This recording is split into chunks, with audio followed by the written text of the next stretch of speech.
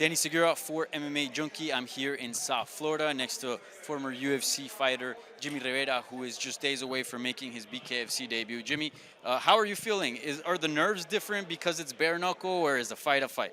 Nah, I think it's a fight is a fight. I'm just excited to be back and be back competing and get into something. I mean, it's been too long. So And talk to me about the training and preparation for bare knuckle. I mean, is the wrestling gone? Because I know you love wrestling. Have you not done that at all? And is just boxing? Do you train without the gloves? How different is this preparation? I mean, it's a little different because you could dirty box and not really train without the gloves. Yeah, hitting the bag without them, hitting the mitts without them, just getting used to that punch and a little bit of distance change because you don't have that padding. But the biggest thing I think is just strictly, sticking with the small gloves and working on dirty boxing, grabbing, underhooking, striking. I don't want to say the wrestling's gone because we did a lot of wrestling, but it's kind of like almost like you did wall wrestling, like the underhooks, head position, stuff like that.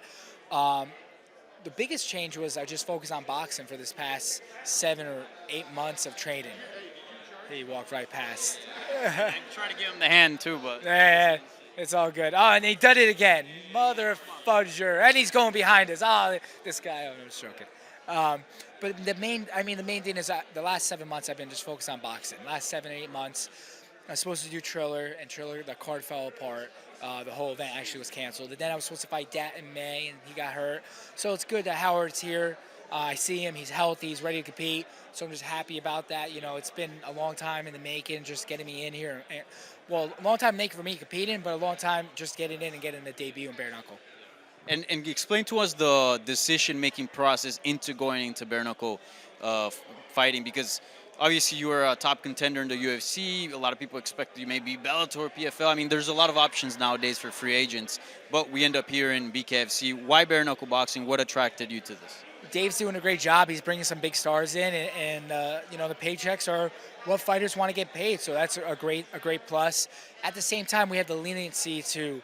I could do bare knuckle, but I can still do MMA, and I haven't stopped from MMA. So I'm looking forward to getting another MMA fight in, hopefully sometime this year, depending on what the outcome of this fight is, and depending on when Dave wants me to come back, fight again. So that all depends on my health, how I feel after this fight too. So I definitely want to get an MMA fight in, and I think I might stay at 45 for MMA, and I'm not sure what'll happen. Maybe do a one-off with Bellator or PFL, do something, just get in there and compete and do MMA too, because didn't retire from MMA. I just changed to a different promotion, but again, bare knuckle is awesome to have the leniency that I could do both. So 100%, we're going to expect an MMA fight from Jimmie Rivera in the future. For sure, 100%. And I think, I don't know. I don't know when I retire, and I don't know if I'll retire with a bare knuckle fight or an MMA fight. That's a hard thing, I'm only 32, so I got a few more years left to fight, and I feel good. So we'll have to see what happens. So it sounds like the flexibility of the contract and the pay kind of really attracted you to this. I'm not trying to get you to shit talk the UFC right now or anything like that, but how significant is the pay? I mean, is it more than what you were making in the UFC? Yeah, it was more than I was making in the UFC. So with being a free agent and being able to explore places, I mean, it took some time. We had other things there. We also wanted to see if PFL was going to open up a 35 weight class, and the Grand Prix, $1 million is really good at 135. Fuck it, why not?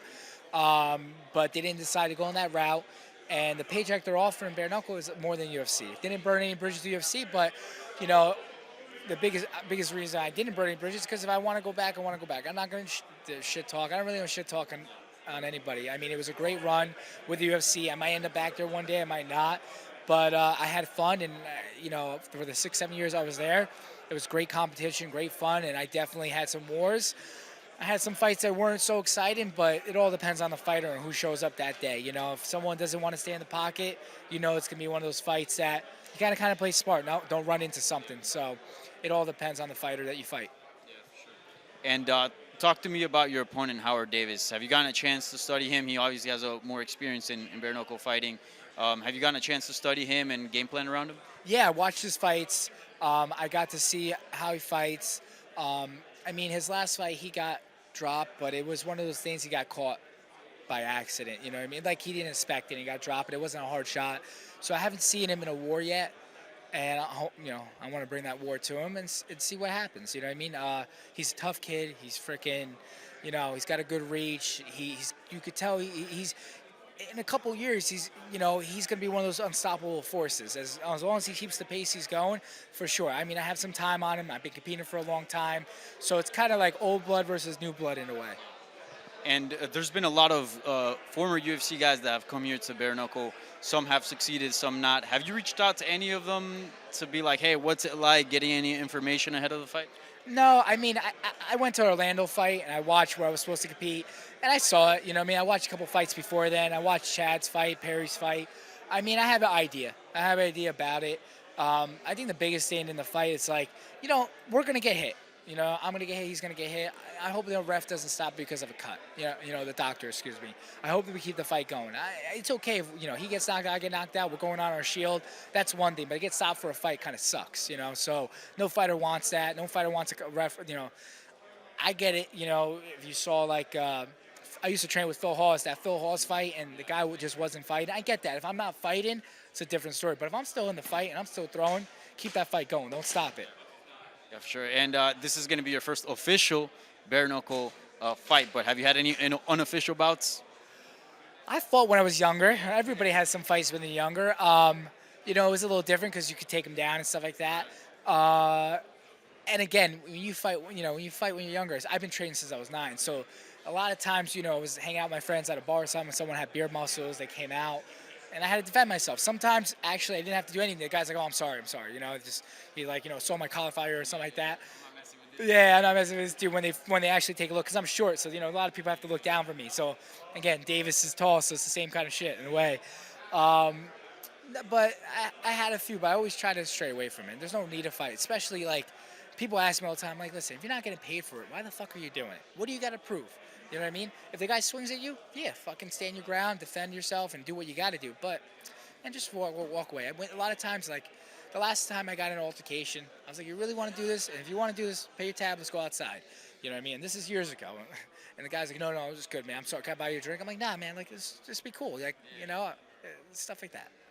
Yeah, I think the biggest signs are you don't mess with a guy with a cauliflower, or if they got the Dagestani look with the beard without the mustache. I know it is. Damn. Coaches might be mad about that one.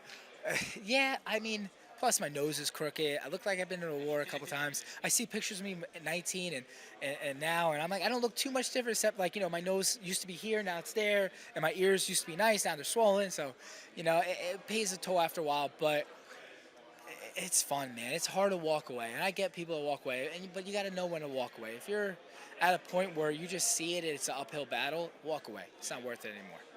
Well, Jimmy, looking forward to your debut. It's going to be fun stuff.